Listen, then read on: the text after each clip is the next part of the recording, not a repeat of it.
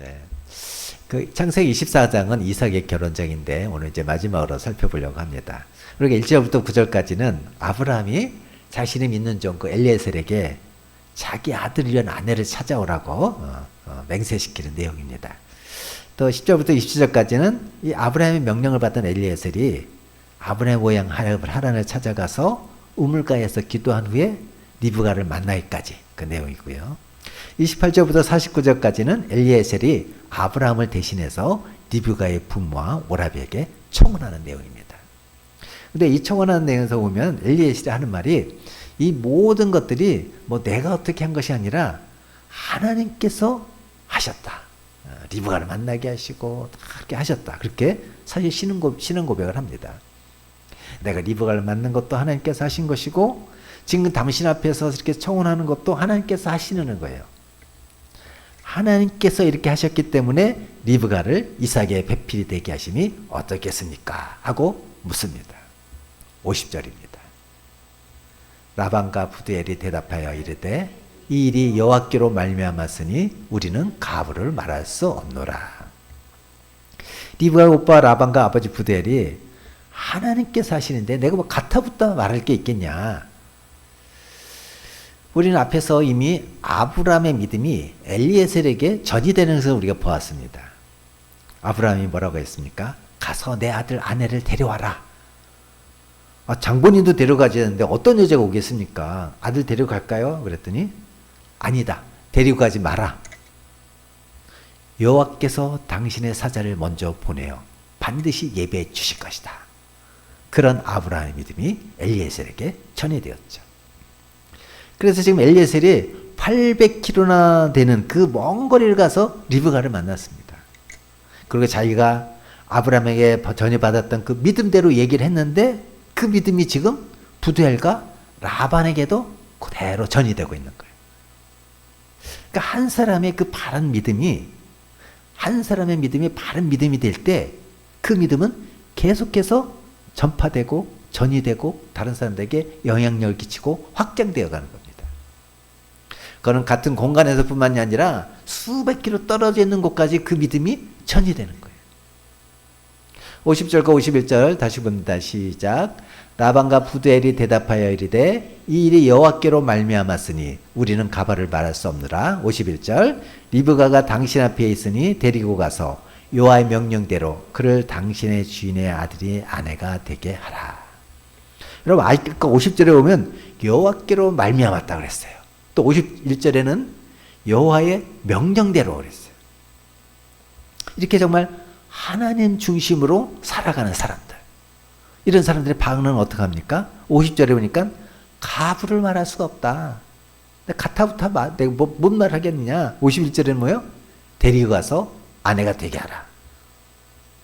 이렇게 하나님 중심으로 살아가는 사람은요, 하나님의 말씀 앞에서 자기 의사가 없습니다. 내 뜻이 필요 없습니다. 많은 사람들이 하나님을 믿으면서 내 뜻대로 하나님을 끌어가려고 하기 때문에 하나님과 관계가 맺어지지 않아요. 우리가 하나님의 말씀을 볼 때 하나님의 말씀 앞에서 내 뜻을 버리고 하나님의 말씀을 취하는 자가 되어야 됩니다. 하나님의 말씀대로 행하기 위해서 하나님의 말씀을 보는 자가 되어야 됩니다. 그때 하나님의 능력의 역사가 우리 삶 속에서 비로소 나타나게 되는 거예요. 52절 봅니다. 시작. 아브라함이 종이 그 말을 듣고 땅에 엎드려 여호와께 절하고. 이 아브라함 중에 엘리에셀은 하란으로 가면서 이제 물론 믿음으로 갔지만 어떻게 만날 수 있을까? 또 만나면 뭐라고 말할까? 많이 생각하고 긴장했을 것입니다. 근데 정말 하나님의 은혜 가운데 순적하게 하나님께서 예비하신 그 소녀를 만났습니다. 뿐만 아니라 지금 그 부모로부터 이삭의 아내로 데리고 가라고 허락까지 받았습니다. 그럼 여러분 같으면 지금 누구한테 감사하겠습니까?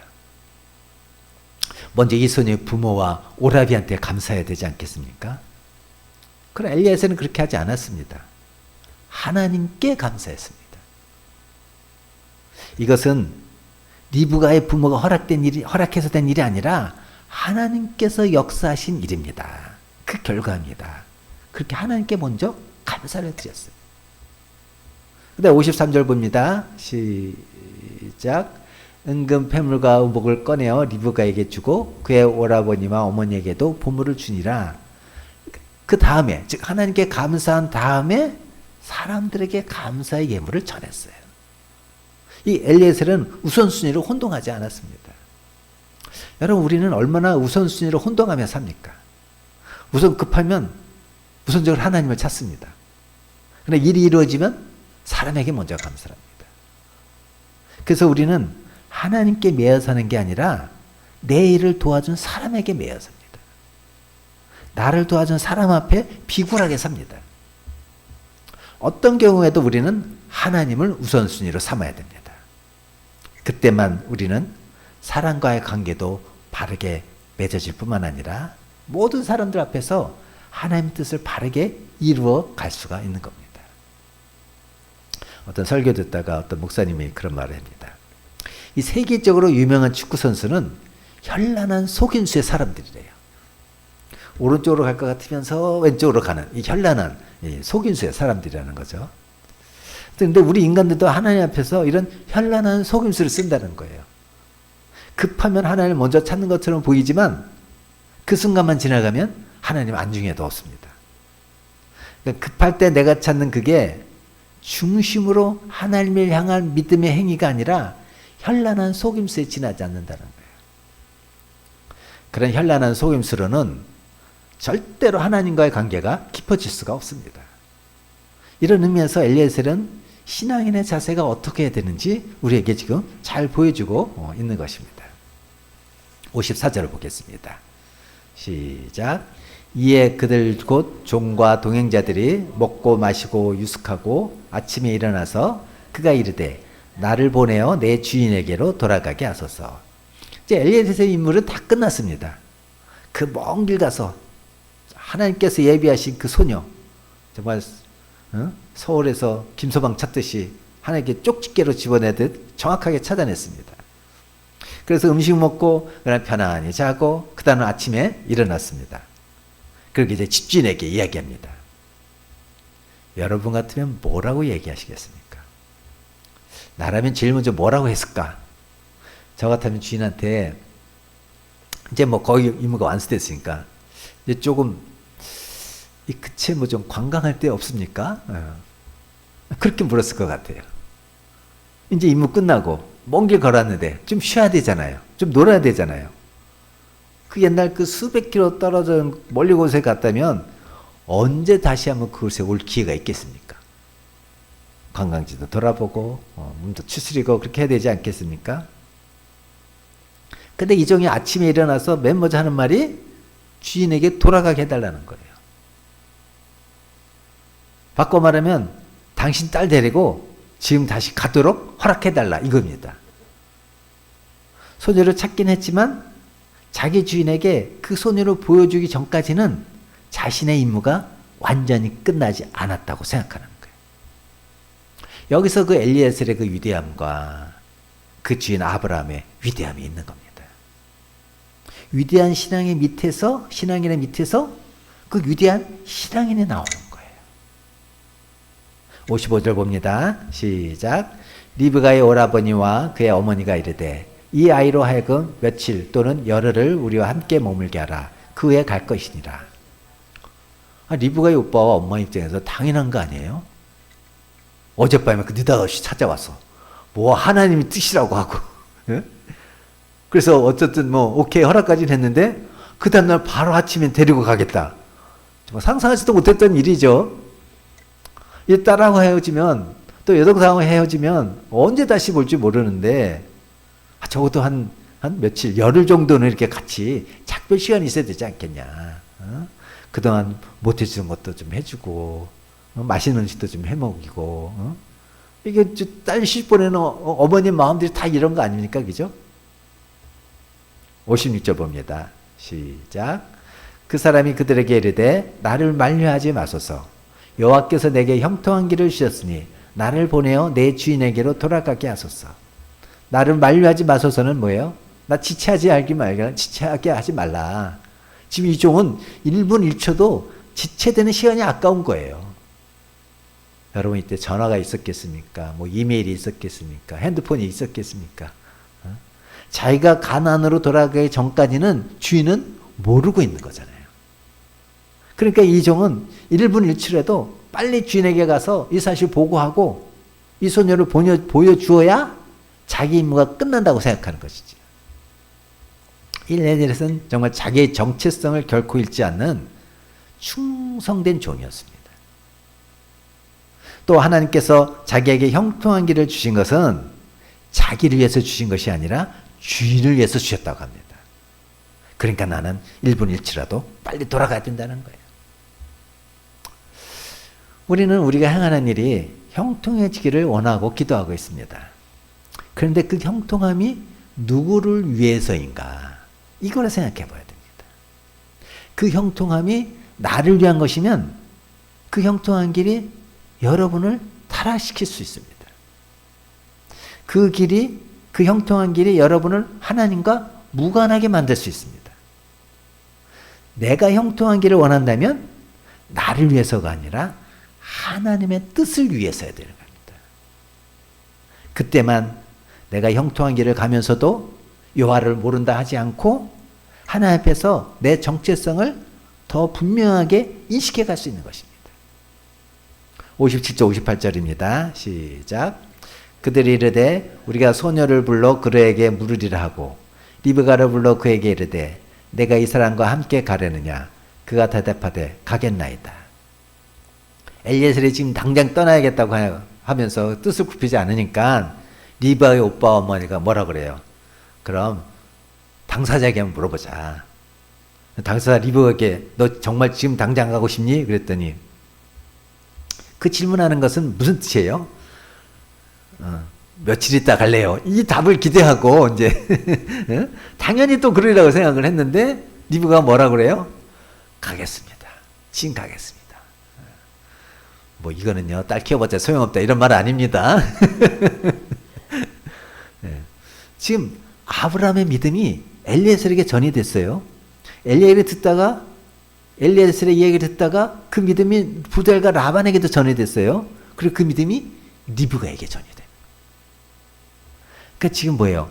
믿음으로 시작해서 믿음으로 진행되고 믿음으로 지금 매듭지어져 가는 거예요. 창세기 2장에 하나님께서 아담의 갈비뼈로 여자를 만드셨죠. 그때 남자를 여자한테 데려간 게 아니라 뭐라고 그랬어요? 여자를 남자에게로 데려갔다고 그랬잖아요. 그러니까 리브가는 이 하나님의 법에 따라서 내가 가야 된다는 거. 지금 가겠다는 거예요. 리브가의 오빠와 아버지, 어머니는 이 사랑하는 딸, 사랑하는 여동생과 헤어지는 것이 아쉬운 건데 리브가는 가겠다는 거예요. 왜요? 리브가에게 있어서는 만남이 더 중요하기 때문이에요. 결혼은 나와 함께 살던 가족과 헤어지는 것보다 만남이 더 중요하기 때문에 하는 거예요. 그 만남이 중요해서 헤어질 수 있는 겁니다. 그래서 결혼은 헤어져야 될 사람들이 보내주는 거예요. 만약에 결혼하는데 헤어져야 하는 헤어짐에 연연한다면 이 결혼은 바른 결혼이 될 수가 없습니다. 문제가 생길 수밖에 없어요. 결혼하는 당사자들이나 보내는 사람들이나 만나는 두 사람의 만남이 가장 크다는 것, 가장 중요하다는 것, 서로 이렇게 인정할 때 그 결혼은 정말 하나님의 섭리 가운데 이루어지는 아름다운 결혼이 될 수가 있는 것입니다. 59절 60절 봅니다. 시작. 그들이 그 누이 리브가와 그의 유모와 아브라함의 종과 그 동행자들을 보내며 리브가에게 축복하여 이르되 우리 누이여 너는 천만인의 어머니가 될지어다. 내 시로 그 원수의 성문을 얻게 할지어다. 그 딸의 진심을 알고 이제 리브가의 오빠 부모가 리브가를 보냅니다. 그러면서 축복해서 보내죠. 천만인의 어머니가 되어라. 그러니까 내 가문이 너로 인해서 번성하길 바란다는 거죠. 그리고 내 시로 원수의 성문을 얻게 할지어다. 대적제가 얻기를 바란다는 거죠. 이것은 옛날 근동지방에서 결혼한 딸을 위해서 모든 부모가 의례적으로 해주는 축복의 덕담입니다. 그런데 결과적으로 리브가가 시집가서 그렇게 되지 않았습니까? 천만인의 조상, 믿음의 어머니가 되고 그의 후손들이 대적된 성물을 얻었습니다. 리브가의 부모 친정 식구들이 축복을 잘 해줘서 그런 겁니까? 아닙니다. 결과적으로 그렇게 된 것은 리브가의 이름의 뜻이 뭐라고 그랬죠? 라바크라는 동사에서 나왔는데 동요 맨다는 뜻이라고 그랬어요. 바로 이 리브가가 하나님께 자신을 동요매는 사람이었기 때문에 믿음의 조상의 집에 믿음의 여인으로 들어가서 그 가문을 통해서 하나님의 역사를 온전히 이을 수가 있었던 것입니다. 61절 봅니다. 시작. 리브가가 일어나 여자 종들과 함께 낙타를 타고 그 사람을 따라가니 그 종이 리브가를 데리고 가니라. 이제 리브가가 친정집을 떠나서 가나안 땅으로 800km의 길에 올랐습니다. 옆에 누가 있습니까? 여자 종들이 있고요. 또 엘리에셀도 있고요. 또 엘리에셀과 함께 수행했던 그런 수행원들이 있습니다. 근데 지금 이 가운데 리브가의 핏줄이 있습니까? 한 명도 없습니다. 그 먼 길 가는데 자기하고 피를 섞은 가족은 단 한 명도 없어요. 그런데도 지금 리브가는 그 길을 가는 겁니다. 왜 그 길을 갑니까? 그 길이 새로운 창조의 길이기 때문이에요. 결혼은 창조입니다. 나 혼자서는 절대 이룰 수 없는 세계를 창조하는 게 결혼이에요. 남자와 여자가 만나서 자식이 태어나고 가정을 일구는 것, 이것이 창조입니다. 그 창조를 위해서 지금 리브가는 그 길을 가는 거예요. 그리고 하나님께 자기를 라바크, 동에 매었을 때 그 여인을 통해서 하나님의 창조의 역사는 아름답게 이루어질 수 있는 거예요. 내가 결혼하는 것이, 내가 가정을 일구는 것이 단순히 그저 사람이 만나는 그 인습에 의한 제도적인 행위가 아닙니다.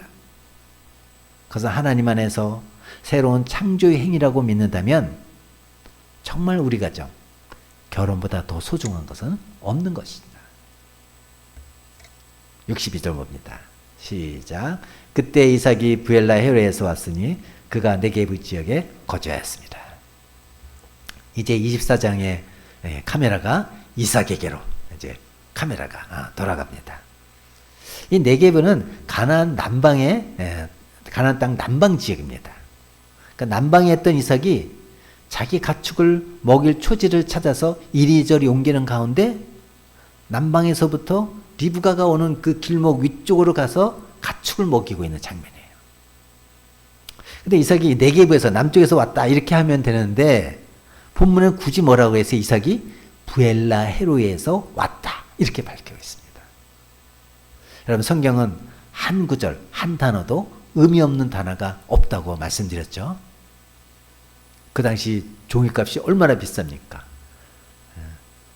그러니까 그 한 구절 한 구절도 선택했어. 이 저자가 선택해서 그 잘 기록하고 있는 것입니다. 의미 없는 단어가 없습니다. 부엘라 헤로이는 우리가 창세기 16장에서 배웠습니다. 기억이 나시죠? 여러분의 기억력을 믿습니다. 사라의 여종이었던 하갈이 아브라함이 씨를 가졌을 때 이 사라가 여주인, 하갈이 여주인을 멸시하죠. 그러니까 여주인 사라가 학대를 합니다.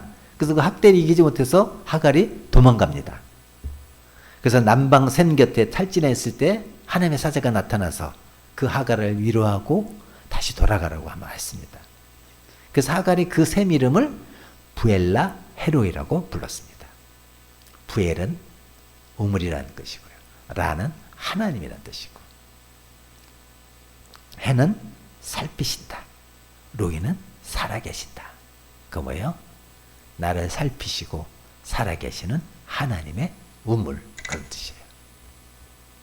그러니까 지금 이삭이 나를 살피시고 살아계시는 하나님의 우물로부터 왔다는 것은 무슨 뜻이에요? 이삭은 지금 아버지가 자기가 신뢰하는 종을 하란으로 보내어 자기를 위한 신부를 데려오라고 하는 것을 보고 남 이야기 보듯이 수수방관하고 있지 않았다는 거예요. 이삭도 하나님은 나를 살피시고 살아계신 감찰하시는 그런 분이시기 때문에 하나님께서 엘리에셀을 통해서 자기 아내를 위해서 이미 예비해 주신 그 배필을 보내어 줄 줄로 믿는 그 믿음 속에 있었다는 것을 보여주고 있는 거예요. 하나님께서 이삭을 잘 아시잖아요. 이삭이 자신도 모르는 것까지 하나님은 다 아십니다. 그러니까 우리 집에 있는 그 노종 엘리에셀이 어떤 여자를 데리고 온다 할지라도 나를 살피시는 하나님이시기 때문에 엘리에셀이 데리고 오는 그 여자가 하나님께서 짝지으시는 배필임을 믿는 믿음으로 지금 기다리고 있었다는 거예요. 63절 봅니다. 시작. 이삭이 저물 때 들에 나가 묵상하다가 눈을 들어보며 낙타들이 오는지라. 여기서 이 묵상하다는 히브리어 단어는 수학인데 구약 성경에 여기에만 나오는 단어예요. 그래서 이 신학자들이 이걸 해석하는데 많이 어려움을 겪겠는데 이 뜻을 이렇게 해석합니다. 소리 없이 기도하다. 그런 의미예요. 즉 이삭은 하나님께서 짝지으신 자신의 아내가 자신의 눈앞에 나타날 때까지 기도하면서 기다렸습니다. 나를 살피시는 하나님이시기 때문에 어떤 여자가 내 앞에 나타난다 하더라도 그 아내를 나의 반쪽, 나의 배필로 믿고 사랑할 것을 다짐하는 그런 기도 속에서 기다리고 있습니다. 여러분 보통 기도하면 누가 기도하는 걸로 되어 있습니까? 여자가 기도하는 걸로 되어 있잖아요. 그죠? 그래서 남편은 뭐합니까? 새벽에 아내를 깨웁니다. 빨리 새벽 기도 가라고. 자기는 기도 안 해도 여자만 기도하면 된다. 그렇게 생각하는 게 남자들이죠. 근데 성경은 그렇지 않습니다. 남자가 기도해야 된다는 거예요. 남자가 기도하는 사람이 되기 전까지는 가정에 행복이 없습니다.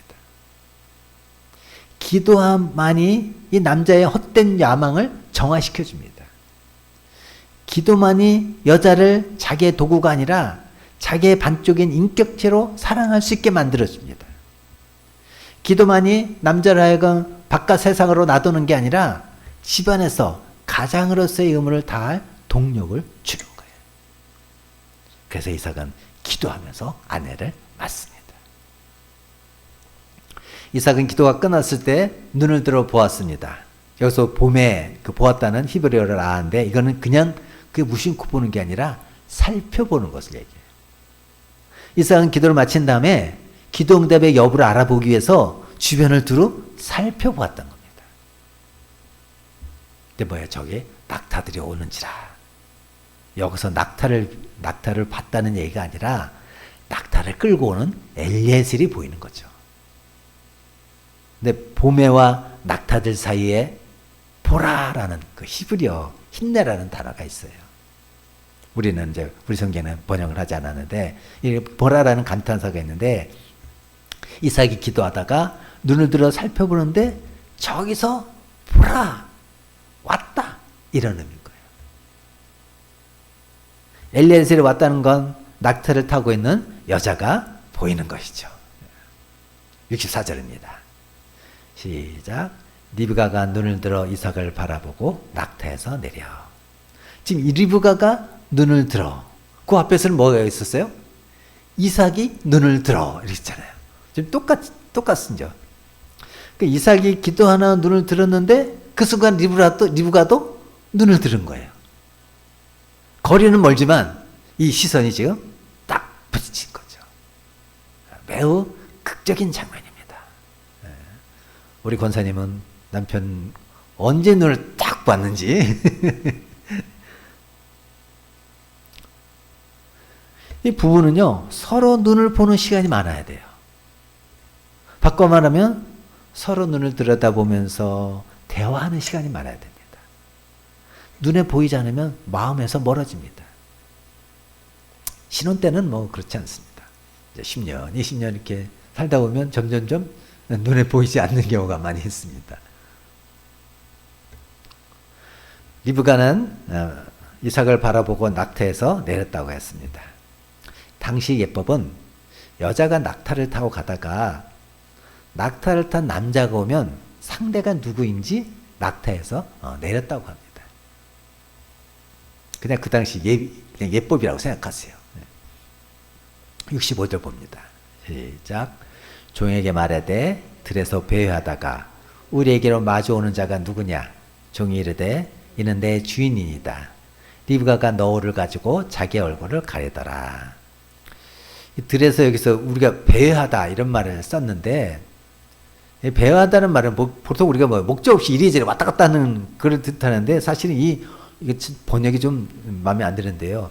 원문은 가로질러 오다 그런 의미예요. 이렇게 통해서 가로질러 오다. 그러니까 지금 저 들판을 가로질러서 오는 우리에게 마주오는 자가 누구냐? 그렇게 지금 리브가가 엘리에셀에게 물어보고 있는 겁니다. 그러니까 지금 이삭과 리브가가 뭐예요? 서로 눈이 맞았어요. 그죠? 서로 눈이 들어 시선이 탁 마주쳤는데 이삭은 직감적으로 알았습니다. 왜요? 낙타는 잘 몰라도 엘리에셀은 분명히 그 형체를 멀리 있어도, 우리 사람 형체 멀리 있어도 다 잘 알지 않습니까? 보니까 낙타 위에 여자가 있어. 아, 그럼 하나님께서 내게 보내신 여자구나. 그래서 뭐야? 그러니까 들판을 급히 가로질러서 엘리에셀에게 향하고 있는 거예요. 그걸 보면서 리브가도 직감적으로 자기 남편감이구나 그렇게 아는 거예요. 그래서 저 사람이 누구냐 이렇게 확인하는 거죠. 근데 엘리에셀이 그 뭐라고 대답합니까? 이는 내 주인이니다. 내 주인입니다. 그래요. 내 주인의 아들이라고 말하지 않습니다. 하란에 가서 자초지종 설명할 때는 내 주인이 자기 아들을 위해서 아내를 구하오라고 했습니다. 이렇게 했지만 지금 리브가를 데리고 이삭을 만나는 순간부터 이삭은 더 이상 주인의 아들이 아니라 주인이 됐어요. 내 주인입니다. 그랬더니 리브가가 어떻게 했어요? 너울을 가지고 자기 얼굴을 가리더라. 여기서 너울은 히브리어로 이렇게 차이프라고 하는데, 이거는 얼굴을 가린 데 쓰는 벨이 아니라 온몸을 휘감는 천을 의미합니다. 그러니까 처녀들이 온몸을 휘감는 이 차이프를 사람들 앞에서 썼다는 거죠. 그것이 그 당시 예법이었습니다. 그러니까 지금 리브가는 자기의 남편 될 사람을 보고, 이제 뭐 자기 남편 될 사람이고 다 결정되었으니까 그런 어떤 율법을 무시한 게 아니라 남편 될 사람이기 때문에 예의를 지키는 행동을 하는 거예요. 고린도전서 13장에 사랑은 무례히 행하지 아니하는 것이라고 했었거든요. 근데 우리는 사랑하면 예의가 없어진다고 생각합니다. 아무렇게나 합니다. 그래서 사람들 앞에서 뭐 배워라 이렇게 쉽게 험담하고 뭐 그런 걸 또 좋아하는 사람들이 있습니다. 여러분, 내 남편, 내 아내에게 예의를 다하는 것은 절대로 상대방을 존중하는 것이 아닙니다. 상대만을 존중하는 것이 아니고 하나님께서 남자와 여자를 한 몸으로 보세요. 그러니까 내가 내 남편에게 예의를 다하고 내 아내에게 예의를 다하는 것은 나를 존중하는 거예요. 그래서 내가 내 남편과 아내뿐만 아니라 밖에 나가서도 내 남편과 아내를 높여서 말하는 사람은 결국 그 사람이 존경을 받는 거예요. 험담하면 사람들이 다 즐거워하지만 속으로는 그 사람을 경멸합니다. 왜? 둘 다 똑같이 한 몸이니까. 또 리브가가 남편 대 이삭을 보자마자 차이프로 몸을 가리고 얼굴을 가렸다는 이야기를 우리 삶 속에 적용한다면 결혼하는데 외모는 절대적인 조건이 될 수가 없습니다. 젊은 사람들의 이렇게 백날 얘기해도 절대 젊은 사람들은 안 듣습니다. 살아보면 압니다. 이삭은 지금 얼굴도 모르고 얼굴도 못 보고 결혼하지 않습니까? 요즘 이제 외모지상주의죠. 그래서 서로 속습니다. 결혼은 앞둔 우리 청년들 외모지상주의에서 정말 벗어나야 됩니다. 그때만 상대방의 중심을 볼 수 있고 본질을 알게 되는 거예요. 정말 사랑하면 그런 말 있잖아요. 곰보도 이뻐진다. 그런 말 못 들어봤어요? 66절 봅니다. 시작. 종이 그 행한 일을 다 이삭에게 아뢰매. 누구한테 아랬다고요? 이삭에게. 아니, 아브라함한테 해야 되는 거 아니에요? 아브라함이 이거 들으면 나한테 보고 안 했냐고 화나고 그래야 될 거 아닙니까? 네, 엘리에셀은 아브라함에게 보고하지 않았습니다. 왜요? 아브라함이 뭐라고 그랬어요? 내 아들의 아내를 데려오라고 그랬지 며느리를 데려오라고 한 거 아니잖아요. 그러니까 지금 이 데려온 여자는 아브라함의 며느리가 아니고 이삭의 아내예요. 그러니까 먼저 이삭에게 가서 다 이야기를 했습니다. 그 다음에 물론 뭐 아브라함에게도 이야기하고 아니면 이삭이 뭐 아브라함에게 얘기했을 수도 있고요. 근데 여기 어디에도 아브라함이 이것 때문에 화를 냈다든지 삐꼈다든지 이런 말이 없습니다. 여기에 아브라함의 위대함이 있는 거예요. 아브라함은 물러날 때를 아는 사람이었어요. 언제 내 가정에서 내 자식이 앞장서야 될 때인지를 아는 사람이었어요. 부모가 너무 세면요 자식들이 길을 못 핀다는 말이 여기서 나오는 거거든요. 세워줘야 될 때 세워줘야 돼. 때가 될 땐 세워주고 인정해줘야 됩니다. 나이가 들면 우리는 선택의 갈림길에 서게 됩니다. 하나는 노인이 되는 길이고 다른 하나는 어른이 되는 길입니다. 아브라함은 나이가 늙어감에도 노인이 되지 않고 어른이 되었습니다. 그래서 이삭에게 모든 것을 다 넘겨줍니다. 그러니까 끝까지 어른으로 대접받습니다. 노인은 끝까지 내 중심으로 합니다. 그래서 주위 사람들은 엄청 불편하게 합니다. 아브라함은 내 아들의 아내를 데려오라고 했기 때문에 그것을 아는 자기의 늙은 종 엘리에셀이 당연히 아들에게 가서 먼저 보고하는 것을 당연하게 아브라함도 받아들였어요. 그러니까 믿음의 조상이 된다고 하는 것은 단순히 교회 열심히 다니고 기도 열심히 하고 성경 많이 읽고 이런 게 아니라는 걸 우리가 알게 됩니다. 삶이 따라야 된다는 것을 우리가 알 수가 있죠. 67절 봅니다. 시작. 이삭이 리브가를 인도하여 그의 어머니 사라의 장막으로 드리고 그를 맞이하여 아내로 삼고 사랑하였으니 이삭이 그의 어머니를 장례한 후에 위로를 얻었더라. 결혼은 자녀를 부모에게서 독립시키는 것입니다. 아브라함은 이삭을 자기의 그늘에서 독립시켜 주었습니다. 그런데 이삭은 이제 아버지하고 상관없이 살래? 그러지 않았습니다. 이삭은 자기 아내를 자기 어머니 장막 속에서부터 삶을 시작하게 했습니다. 어머니 이미 돌아가셨죠. 근데 어머니 장막은 그대로 있었습니다. 이게 부모 자식 사이의 결혼의 원칙이에요. 부모는 자식을 독립시켜 주지만 자식은 부모님의 삶의 그 궤적 위에서 자기 생을 꾸리는 거예요. 그러니까 자식을 독립시켜 준다고 하는 것은 형편도 안 되는데 은행에서 빚내서 반드시 집을 따로 구해주는 것 주라는 게 아니라고 그랬어요. 같은 집에서 살 수도 있습니다. 그럼에도 불구하고 진정한 독립인이 되었음을 인정해 주라는 거예요. 근데 자식은 부모가 독립시켜 주지만 자식은 그 부모의 궤적 위에서 자기 삶을 시작함으로 부모와 자식의 그 두 고리가 연결이 돼서 그 가게가 하나의 쇠사슬로 계속 이어지는 하나님의 역사가 계속되게 하는 것입니다. 이삭이 그 어머니를 장례한 후에 위로를 얻었더라 그런 말 했죠. 이삭은 40세에 리브가를 아내로 맞이했습니다. 그러니까 어머니가 돌아가신 지 3년이 지나서 40살이 되었을 때 아내를 얻었습니다.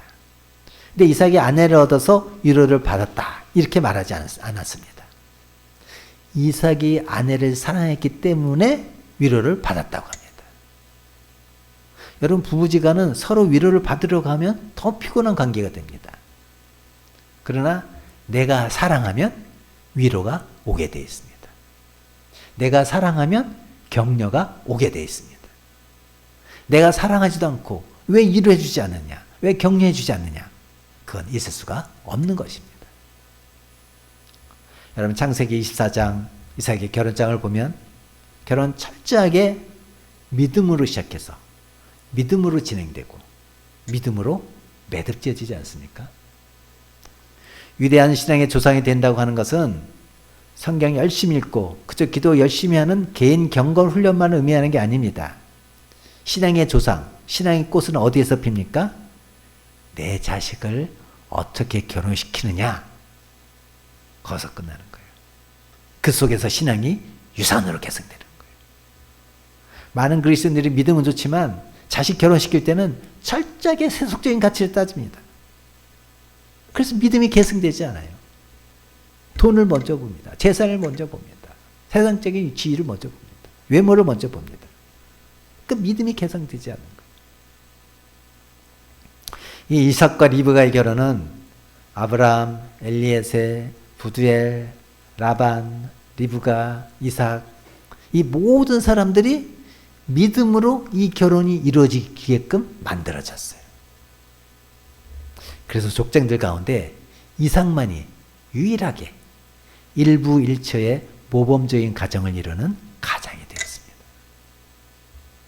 그리고 아브라함의 신앙이 바로 이 이삭을 매개로 해서 야곱에게 넘어가고 12족장에게 넘어가고 이스라엘에게 넘어가고 예수 그리스도 통해서 완성되는 것입니다. 여러분 우리가 다 가정을 꾸리고 또 결혼을 했거나 또 앞으로 할 사람들인데 믿음 속에서만 하나님과 사람의 관계가 바로 맺어질 수 있습니다. 믿음을 하나님과 사람의 관계를 바르게 엮어가는 도구로 사용될 때 그 결과는 하나님에 의해서 행복한 가정, 믿음의 조상, 믿음의 가문이라는 그런 예술품으로 빚어지게 되는 것입니다. 여러분의 가정들이 다 그런 복된 가정 되기를 축복합니다.